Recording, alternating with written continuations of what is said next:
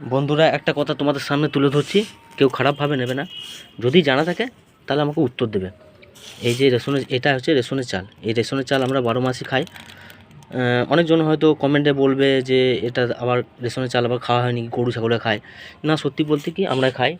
আমরা গরিব মানুষ, দিন আনি দিন খাই, খেটে খুঁটে খাই, রেশনের চালই খাই। রেশনের চাল ভালো লাগে। সত্যি বলতে কি, আমাদের ভালো চাল কেনার সামর্থ্য নাই, তাই আমরা রেশনের চাল খাই। রেশনের চাল ভালোই লাগে। এবার যারা বেচে দেয়, যারা খায় না, তাদের কাছেও কিনে নিই আমরা, খাওয়া যায়।